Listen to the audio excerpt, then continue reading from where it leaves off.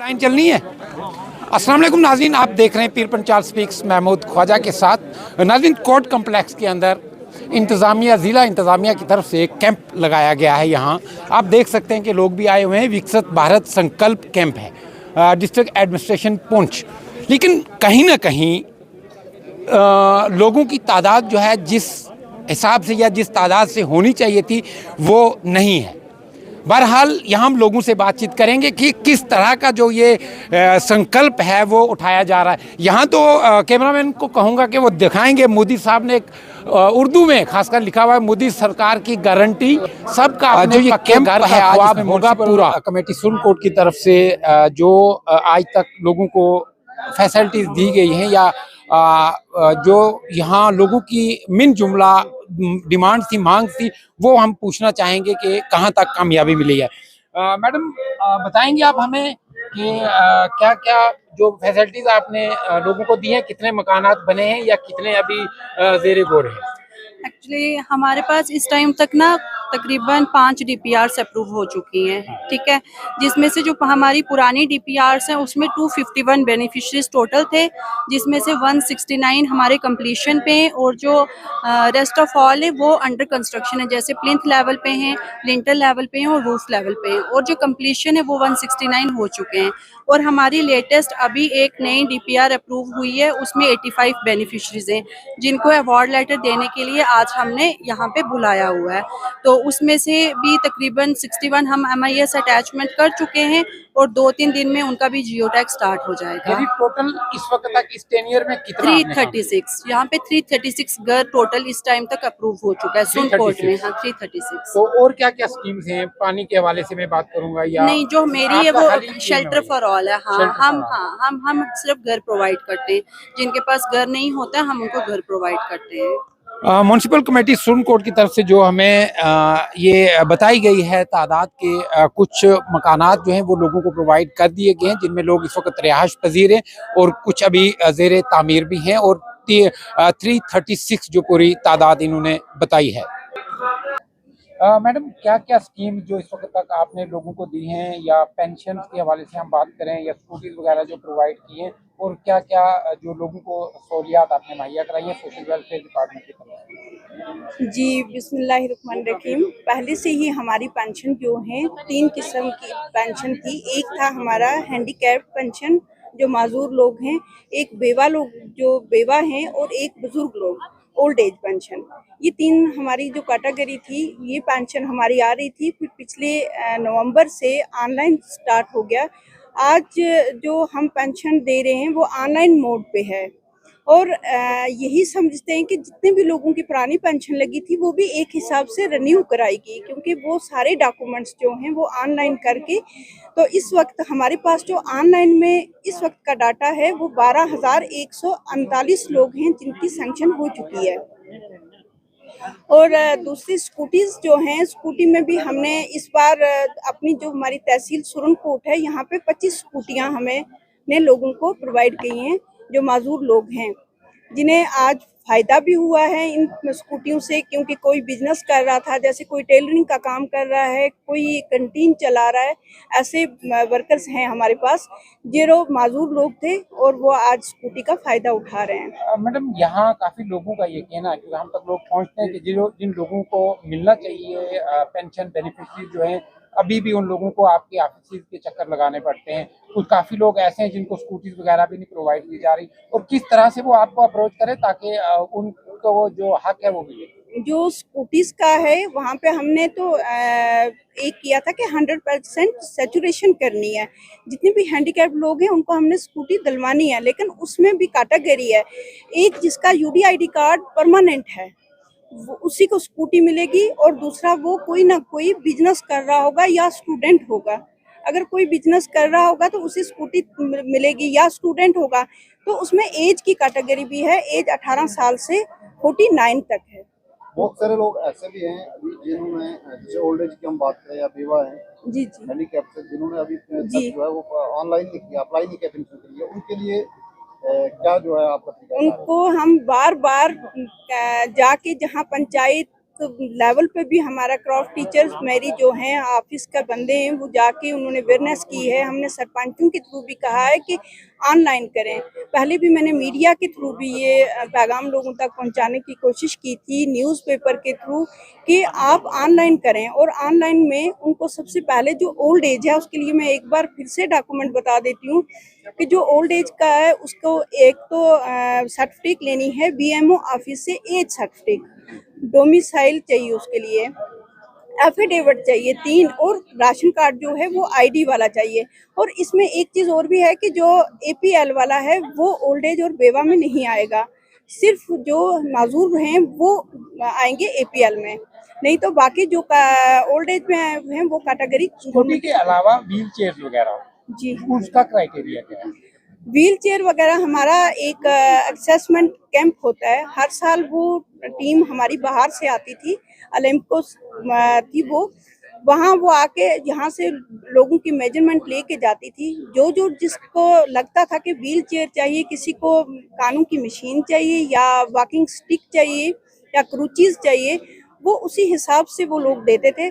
तो आज जो है इस बार भी मेरा असेसमेंट जो हमारा कैंप हुआ है वो लोकल डॉक्टर के थ्रू हुआ है। अभी ही कोई 2 ही महीने भी नहीं हुए हैं, तकरीबन 1 महीना हुआ होगा। क्या नाम है आपका? नाम नसरीन अख्तर है सर। नसरीन जी, आप हमें समझाएंगे कि आप ये जब सब चीजें घरों में बनाती हैं तो इसको किस तरह से मार्केट में फरोख्त करती हैं और कैसे आपके जो अखराजात हैं वो पूरे होते हैं, और सरकार जो है आपको क्या स्कीम दे रही है? सर हम तो पहले कुछ टाइम हुआ सेल्फ हेल्प ग्रुप को, तो हम ये प्रोडक्ट इस बार बना रहे हैं। पहले भी बनाते थे, हम स्टॉल में लगाते हैं और मतलब सिटी में ऐसे तो हमारे पास नहीं है कुछ कि हम अभी दें। हम आगे चाहते हैं कि हमें डेयरी का भी मिले और ये भी हमारे प्रोडक्ट जो हम लड़कियां घर में बनाती हैं ये हमारे बाहर देना चाहिए, मतलब किसी जैसे हमें सहायता मिलनी चाहिए इसकी। तो बाकी हम ये सभी लड़कियां जो है हम सेल्फ हेल्प ग्रुप में घर का काम भी करती हैं, साथ साथ में ये हमारे प्रोडक्ट हम घर में तैयार करती हैं। नहीं, मैं ये पूछना चाह रहा हूँ कि जब आप ये सब चीजें बनाती हैं तो इसको मार्केट में फरोख्त कैसे करते हैं आप? हम अपनी पंचायत में ऐसे स्टॉल लगा के भी करते हैं, बाकी ऐसे किसी मतलब मार्केट में भी दे सकते हैं। अच्छा, मार्केट में भी दे सकते हैं। तो जब आप अपनी पंचायत में स्टॉल लगाते हैं तो लोग खरीदते हैं सर।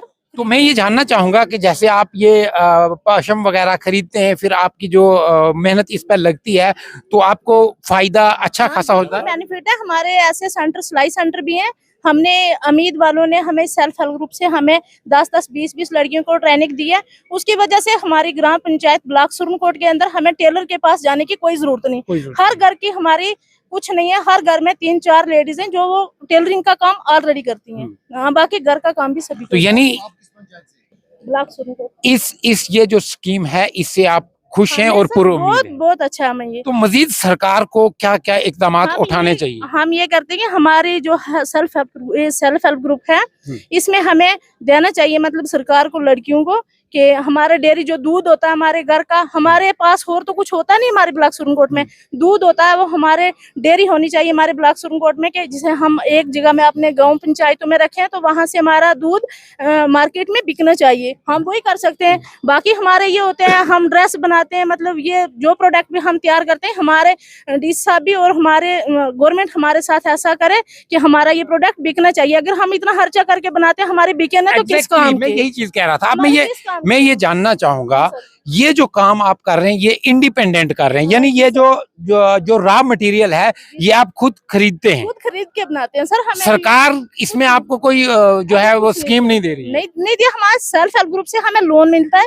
पहले आरएफ मिलता है 15,000, फिर 40,000 मिलता है CAF, फिर हमें बैंक लीकेज करवाते हैं 1 लाख की। पहले 1 लाख था, अब 1.5 लाख है, फिर 2 लाख, फिर हमारी 3 लाख पे अभी बैंक लीकेज ब्लॉक सुरनकोट की चल रही है। जो आपको लोन मिलता है उसमें सब्सिडी मिलती है आपको? हाँ, सब्सिडी नहीं, हमारे उसमें इंटरेस्ट कम होता है। 4% बैंक से होता है तो 1% हमारा मिशन देता है। बिल्कुल। मैं यही चाहूंगा कि यूथ को, अनएम्प्लॉयड यूथ जो है वो ऐसी स्कीम्स जो हैं इनको अडॉप्ट करें और सेल्फ हेल्प ग्रुप के साथ जुड़ के प्रोडक्शन को मजीद बढ़ाएं, ताकि आपको भी फायदा हो और आपके गिरद और नवाह में जो लोग, जाहिर सी बात है अगर ये चीज़ कोई मार्केट में लेने जाएगा तो आप अपनी पंचायत के सेल्फ हेल्प ग्रुप से लोगे तो जाहिर सी बात है वहाँ रेट में आपको काफ़ी फ़र्क मिलेगा और उससे बाद सही जिसको हम बोलते हैं कि शुद्ध चीज जो है वो आपको आपकी पंचायत में अपने घर में मिलेगी। नेक्स्ट स्टॉल देखते हैं हम कौन सा स्टॉल है जी ये? किसान संपर्क अभियान। ये मैं दिखाना चाहूंगा किसान संपर्क अभियान, जिसमें प्रधानमंत्री मोदी साहब की फोटो भी लगी है और हमारे गवर्नर साहब की भी फोटो लगी है। तो मैं ये जानना चाहूंगा यहाँ से कि क्या है जनाब ये किसान संपर्क अभियान? किसान संपर्क अभियान एक प्रोग्राम है, ये हर पंचायत में चल रहा है इस वक्त। इसमें 3 दिन रजिस्ट्रेशन होती है हर एक फार्मर की, उसके जो भी उसके पास डिटेल्स मवेशी हैं, जो भी जितनी ज़मीन है उसकी रजिस्ट्रेशन चल रही है, उसका एक कार्ड बन जाएगा। जो भी स्कीम आएगी किसान के रिलेटेड तो उसको कॉल कर ली जाएगी और वो जो भी अवेल करना चाहता है तो अवेल कर सकता है। ये रजिस्ट्रेशन एवरी पंचायत में हो रही है पिछले 6 महीने से। ही किसान संपर्क अभियान का मतलब ये है हर डिपार्टमेंट को जो कल्चर से रिलेटेड डिपार्टमेंट है उनको क्लब करके ये स्कीमें लॉन्च की गई हैं। तो ये मैं जानना चाहूंगा, ये जो चीजें आपने यहाँ रखी हैं, अखरोट मुझे दिख रहे हैं, ये पीनट्स हैं और ये भी कुछ हथियार वगैरह हैं, ये गार्डनिंग टूल इसके हार्टिकल्चर के, ठीक है। प्लांट में घास शास लगाने के लिए, गोडी करने के लिए, ये उसके लिए होइंग इसको कहते हैं, उसके लिए होते हैं। तो ये जो प्रोडक्शन है किसान खुद कर सकता है? प्रोडक्शन ये यहाँ की लोकल है, ये पेगनट पुंछ के हैं, हाँ। ये गोंथल के हैं, ठीक है। ये भी लोकल है, यहाँ गोंथल के ठीक हैं। है। ये आम पुंछ यहाँ ट्रेनिंग सेंटर उसमें बनाई गई है, ठीक है। जी लोकल, ये 4 भी लोकल है। ठीक है। जो यहाँ आइटम्स है यहाँ लोकल से। तो किसान आपके साथ कैसे संपर्क? किसान सबसे पहले आजकल ये सर्विस प्लस वेबसाइट है, इसके ऊपर रजिस्ट्रेशन करनी है, तो इससे सारा प्रोसेस ऑनलाइन है। अब देखिए ना, हर एक किसान के पास मोबाइल भी नहीं है। यहाँ ये लोग ऐसा पड़े, हाँ आउटलेट पे जाना है, आउटलेट पे जाना है, जैसे सोशल वेलफेयर का तो यहाँ कैंप लगा हुआ है, एक अवेयरनेस प्रोग्राम लगा हुआ है। इसमें देखा कि agriculture production and farm welfare department की तरफ से कुछ यहाँ प्रोडक्ट्स जो हैं वो रखे गए हैं। तो यहाँ इनके आला जो अफसर हैं हम उनसे बात करेंगे मजीद स्कीम्स के लिए जाने की। यहाँ एक आप ड्रोन भी देख सकते हैं, इसकी क्या खासियत है, ये किसान के लिए किस तरह मुहैया होगा और इसके क्या क्या फ़ायदे ज़वाबित हैं, इस पर भी हम बात करेंगे। सर बहुत शुक्रिया टाइम देने के लिए जी। सर मैं समझना चाहूँगा यहाँ जो आपने सीड्स वगैरह रखे हैं और एक बुकलेट भी है किसान संपर्क अभियान और एक ड्रोन भी दिख रहा। सबसे पहले मैं सीड्स वगैरह के हवाले से बात करूंगा। यहाँ लोगों का कहना है कि इससे पहले जो हम अपना सीड निकालते थे, जब लोग फसल काटते थे अपना सीड निकाल के अलग रखते थे, तो जब एग्रीकल्चर ने ये सीड हमें मुहैया किया, हमने अपनी जो प्रोडक्शन थी सीड की वो बंद कर दी। जो एग्रीकल्चर से हमें मिला तो वही कहीं बेनिफिशियल सामने उसका जो फल नहीं मिला। नहीं, पहले तो आपका शुक्रिया, आप इस विकसित भारत यात्रा प्रोग्राम में आपका शुक्रिया। इसमें जो जितना भी सीड आता है जो फार्मर खुद तैयार करता है उसको रखता है, वो कहीं ना कहीं किसी न किसी वजह से वो सेफ और वो एक मतलब प्रोडक्टिव वो सीड नहीं रहता। उसको एक हम अपने फार्म्स में उसको फाउंडेशन सीड से ब्रीडर सीड बना के पूरी प्रोसेसिंग करके फिर मुहैया करवाते हैं और इसके रिजल्ट्स बहुत अच्छे हैं, प्रोडक्शन अच्छी है पूरे ऑल ओवर द डिस्ट्रिक्ट। किसी एक फार्मर का किसी वजह से अगर रह गया होगा वो हमारे नोटिस में लाए ताकि उसको हम पता कर सके कि क्या वजह थी। अगर किसी का कोई मौसम की वजह से है, कोई प्रॉब्लम आई हो, तो उसके लिए भी एक फसल बीमा योजना स्कीम लॉन्च हो गई है जिसमें कि उसको कंपनसेशन दिया जाएगा। जैसे मेज का मक्की का था तो 3,000 रुपया एक कनाल के हिसाब से मुआवजा उनका कंपनसेशन भेजा है। जिस दिन उनकी हार्वेस्टिंग हुई है उसके 90 दिन के अंदर अंदर यानी 3 महीने के अंदर अंदर उनके पैसे कंपनसेशन के उनके खाते में डीबीटी हो जाएंगे। इसमें से एक मिसाल दूंगा मैं हाजी नाजिर हुसैन की, वो द्राबा में रहते हैं, उनकी लगभग कोई 16 कनाल जगह है जो कि तबाह हो गई तो मौसम की वजह से, ज्यादा बारिश होने की वजह से, तो 48,000 उनके अकाउंट में डीबीटी हो जाएगा। जिस दिन उन्होंने हार्वेस्टिंग की है 90 दिन के अंदर अंदर आ जाएगा। ऐसे ही पैडी थी, पैडी में भी यही था। तो लेकिन इससे पहले जैसे कि फसल बीमा योजना अभी स्टार्ट हुई, इससे पहले हमने मार्च महीने में 153 फार्मर्स को 3,06,000 रुपया इसकी कंपनसेशन दिलवाई है जिनकी फसल सब्जियां तबाह हो गई थी। बिल्कुल बिल्कुल। आज के इस कैंप के हवाले से हम बात करेंगे। हमीद मनाज साहब हमारे साथ मौजूद हैं। हमीद साहब किस तरह से देखते हैं, यहाँ काफ़ी नुमाइश जो है वो भी लगाई गई है और बड़े बड़े अक्षरों में ये लिखा हुआ है विकसित भारत का संकल्प कैंप, कितना मुफीद है ये आम पब्लिक के लिए? ख्वाहिश साहब शुक्रिया, आपने एक कीमती वक्त अपना निकाला लोगों के लिए, हमारे लिए नहीं है, सब लोगों के लिए। अगर देखा जाए तो सेंट्रल गवर्नमेंट ऑफ इंडिया जो जो लोगों के लिए कर रही है, अगर वो इम्प्लीमेंट अगर ज़मीन पर नहीं है तो मैं कहता हूँ ये कैंप लगाने का कोई फ़ायदा नहीं है। चाहे हार्टिकल्चर देखिए, एग्रीकल्चर देखिए, किसी ज़माने में 1987-88 की बात है, यहाँ एक बाग लगे था, एक मोहम्मद वजूद शबनम साहब का और एक ताज हुसैन शाह साहब का। एप्पल का बाग था और बेहतरीन बाग थे। ये दोनों बागों का जब सेब दिल्ली में गया तो जूस के लिहाज से ये नंबर 1 पर निकला था और 2 नंबर पर सोपुर का निकला था। अगर हार्टिकल्चर, एग्रीकल्चर, जितने भी डिपार्टमेंट की बात करता हूँ, अगर हमारे इस धरती पर अगर मेहनत करें तो यहाँ क्या नहीं हो सकता। यहाँ मक्की को अगर कीड़ा लग जाता है, वो जिसको घुन हम कहते हैं, तो वो घुन जो है वो हमारे वो कहते हैं, जो पहले ज़माने में हम कठार कहते थे, आप शायद क्या कहते हैं, कठारों तक वो घुन चला जाता है। इसी तरीके से वक्त पर बीज नहीं मिलता है, इसमें कोई शक की बात नहीं है। लोगों ने चिल्लाया, बड़ा शोर किया, इसमें कोई शक की बात नहीं है। धान की फसल जो पिछले साल आई है, जो फसल भी आई, जो उसकी प्रोडक्शन होनी चाहिए, जिस ढंग से होनी चाहिए वो नहीं। मैंने खुद धान की फसल लगवाई थी, जो होना चाहिए था वो धान उतना नहीं हो सका। वो कहते हैं कि अपना जो हमारा अपना बीज पुराने ज़माने का था, अपने ज़माने का जो बीज था, हम वो भी हमने ख़त्म किया और ये नया जो हमने किया, इससे हमें कोई बेनिफिट मिलेगा वो ना नए के लिए रहे और ना पुराने के लिए, दोनों तरह से हम लोग गए। जहाँ तक यहाँ की बाकी डिपार्टमेंट की बात है, वो सब डिपार्टमेंट की यही हालत है। आज बैक टू विलेज, आज फलान जगह कमिश्नर सेक्रेटरी साहब आए जी, वहाँ कैंप लग रहा है। आज जी टाउन के अंदर फलाना कैंप लग रहा है। हमारे पास फाइलें बनी हैं, हम भेज देते हैं फाइलें, लेकिन फ़ाइलों में से मेरे ख्याल में अगर 10 काम है, 10 काम में से कहीं एक काम बड़ी मुश्किल से होता है। वो भी जो आसान छोटा काम वो होता है, जो बड़े काम है वो काम नहीं होते। आप ओवरऑल देखिए सड़कों की क्या हालत है। जितनी लिंक रोडें बनी थी, चाहे वो पुमरोट है, फजलाबाद है, गूंथल है, हाड़ी मरोट है, नाबना है, मदाना है, सुरनकोट टोन की हालत देखिए। तो रोडों की इतनी खस्ता हालत है कि मेरे ख्याल में गूंथल हो, सांगला हो, कोई भी इलाके भी हो जी, कलर कटरों में पूरे सोनकोट की बात करता हूँ, डिस्ट्रिक्ट की बात करता हूँ। हम जाते हैं, लोगों की शादियों में जाते हैं, कहीं कोई किसी की मौत हो जाती है, जब वापस आते हैं हमारी शक्लों को पहचान नहीं सकता। इतनी बुरी हालत है हमारी लिंक रोडों की, सड़कों की ये हालत है। लिहाजा मैं कमिश्नर सेक्रेटरी साहब यहाँ पर तशरीफ़ ला रहे हैं, मैं उनसे भी गुजारिश करता हूँ, जैसे इन्होंने कहा कि 12:30 में पहुँचेंगे, आप 1:30 बजने वाला, अभी कमिश्नर सेक्रेटरी साहब नहीं आए। क्या हमारे वक्त की कोई कीमत नहीं है? क्या ये लोग निकम्मे हैं कि यहाँ पर ऐसे टैल टूल करते रहेंगे? कोई टाइम की पाबंदी नहीं है। कोई कमिश्नर सेक्रेटरी जितने भी लोग हैं, ये अफसरशाही है। मैं ये कि कहूँ, कोई यहाँ इस पर लोगों की कोई बात नहीं सुनी जाती। यहाँ कैंप लगते हैं, कैंप में अपने नंबर बनते हैं, बनाने के बाद लोग अपने अपने वो सर्टिफिकेट लेकर चले जाते हैं कि आपने बड़ा अच्छा काम किया। लेकिन यहाँ पब्लिक से पूछिए, अभी यहाँ पर मेले लगे हुए थे, हर आदमी ने कहा यहाँ कुछ नहीं हो रहा है।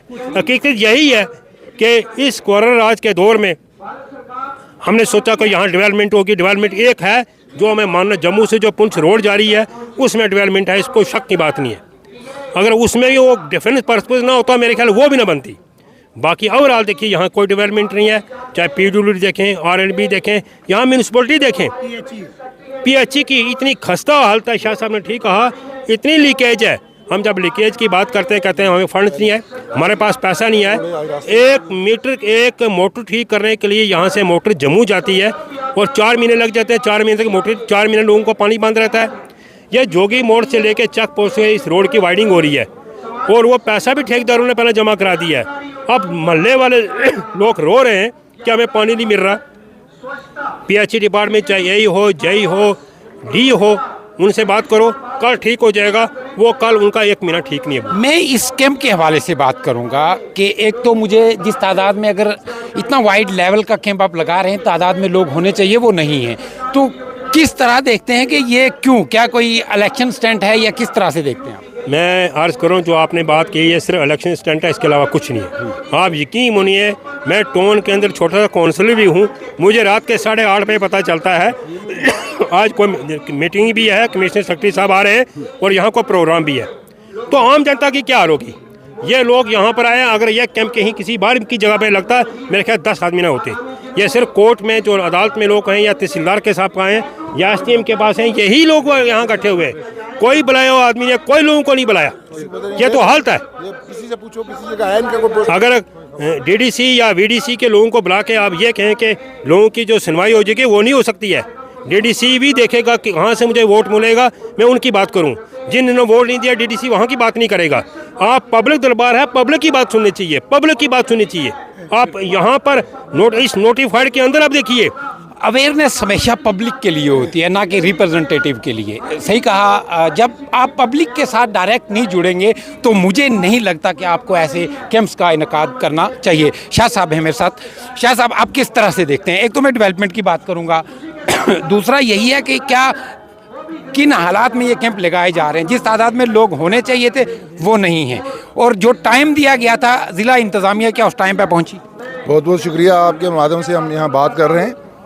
जैसे हम भी आज सुबह अपने किसी काम से है तो देखा यहाँ टेंट वगैरह लगे थे। हमने पूछा भाई क्या बात है, कौन आ रहा है? उन्होंने कहा जी कोई एग्रीकल्चर वालों ने अपनी कोई नमाज लगा के रखी है।